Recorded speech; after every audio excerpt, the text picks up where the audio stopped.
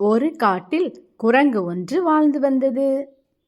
ஒரு முறை ஊருக்குள் சென்ற அந்த குரங்கு ஒரு வீட்டின் முன்பு இருந்த பெயிண்ட் டப்பாவை தூக்கி வந்து விட்டது.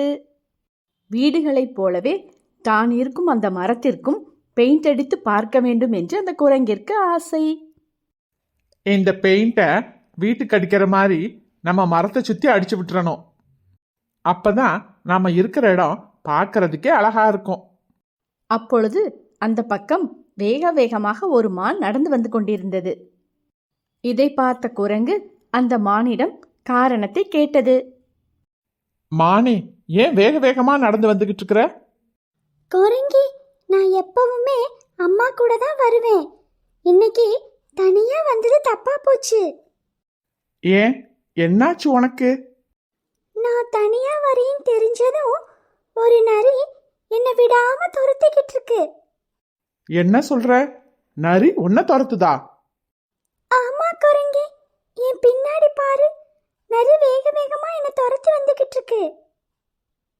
அந்த மான் சொன்னது போல் நரி ஒன்று வேக வேகமாக மானை பின்தொடர்ந்து வந்து கொண்டிருந்தது. நான் அந்த நரி கிட்ட இருந்து எப்படி தப்பிக்க போறேனே தெரியல.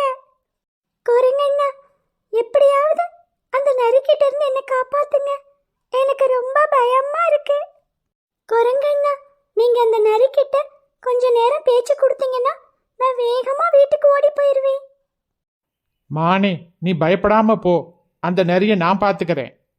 மானும் குரங்கு சொன்னதை கேட்டவுடன் ஒரே ஓட்டமாக தாவி அந்த இடத்தை விட்டு சென்றது. நரியும் விடாமல் அந்த மானை பின்தொடர்ந்து வந்தது. அந்த குரங்கு நரியை ஏதாவது ஒரு தந்திரம் செய்து ஏமாற்ற வேண்டும் என்று முடிவெடுத்தது. தன் கையில் உள்ள பெயிண்டை பாயாசம் என்று சொல்லி நரியை ஏமாத்தலாம் என்று முடிவெடுத்தது. நரியே, எங்க வேக வேகமா போற? கொஞ்சம் நில்லு. எனக்கு இப்ப நிக்க நேரம் இல்ல, முக்கியமான வேலை இருக்கு. நரியே, உனக்கு ரொம்ப பிடிச்ச பாயாசத்தை தான் நான் கையில வச்சிருக்கிறேன். என்ன சொல்ற? இனிப்பா இருக்குமே, அந்த பாயாசமா? அதே பாயாசம்தான். நான் ஊருக்குள்ள போனப்ப ஒரு விசேஷ வீட்டுல எனக்கு கிடைச்சது. குரங்கு சொல்வதை உண்மை என்று நம்பிய நரி பாயாசம் குடிக்கும் ஆசையில் உடனே நின்றது. ஏ குரங்கே, ஏதாவது தந்திரம் பண்ணி என்னை ஏமாத்தணும்னு நினைச்ச உன்னை உயிரோட விட மாட்டேன். நரியே, நான் ஏன் உன்னை ஏமாத்த போறேன்? உண்மையத்தான் சொல்றேன். அப்படின்னா எனக்கு அந்த பாயாசம் இப்பவே வேணும். அவசரப்படாத, கொஞ்சம் பொறுமையா இரு. நான் மரத்து மேல நின்னுக்கிட்டு இந்த பாயாசத்தை ஊத்துறேன். நீ கீழே நின்னுக்கிட்டு குடிக்கிறியா? சரி குரங்கே, சீக்கிரம் பாயாசத்தை ஊத்து. நரியும் பாயாசம் குடிக்க தயாரானது.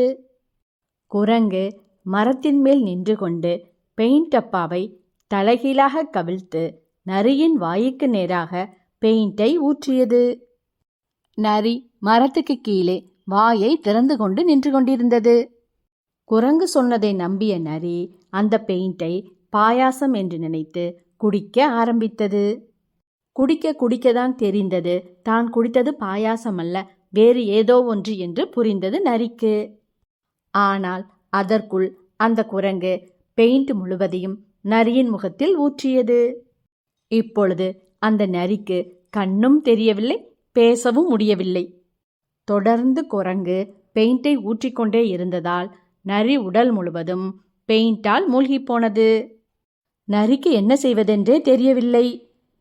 பெயிண்ட் வாய்க்குள் போனதால் அந்த நரியால் கத்தவும் முடியவில்லை. அதனால் அந்த நரி பெயிண்டை கழுவுவதற்கு குளத்தை தேடி வேக வேகமாக சென்றது. இப்பொழுதுதான் அந்த குரங்கிற்கு நிம்மதியே வந்தது. எப்படியோ அந்த நரிக்கிட்ட இருந்து ஒரு தந்திரம் பண்ணி அந்த மானை காப்பாத்திட்டோம். நாம எடுத்துட்டு வந்த பெயிண்ட் அப்பா மானை காப்பாத்துறதுக்கு உதவியா இருந்திருக்கே. சரி, நம்ம மரத்துக்கு பெயிண்ட் அடிக்க ஆரம்பிச்சிடலாம். குரங்கு தான் நினைத்தது போலவே மரத்திற்கு பெயிண்ட் அடிக்க ஆரம்பித்து விட்டது. குளத்தை தேடி ஓடி வந்த நரி மனதிற்குள் குரங்கை திட்டிக்கொண்டே வந்தது. இந்த குரங்குக்கு எவ்வளவு தைரியம் இருந்தா என்கிட்டயே வேலையை காட்டியிருக்கோம். பாயாசம் பொய் சொல்லி என் வாயில என்ன ஊத்துச்சுனே தெரியல. அந்த குரங்கு ஊத்துனது கொல கொலப்பா இருந்தது. கண்ணும் தெரியல, வாயும் பேச முடியல. பாயாசம்னு சொல்லி என்னை ஏமாத்தின குரங்க இன்னொரு நாளைக்கு வச்சுக்கிறேன். இப்போ முதல்ல குளத்துல போய் குளிச்சாதான் கண்ணு தெரிஞ்சு வீட்டுக்கே போக முடியும் போல இருக்கு. அந்த நரி குரங்கை திட்டியவாறே குளத்தை நோக்கி வேகமாக நடந்து சென்றது.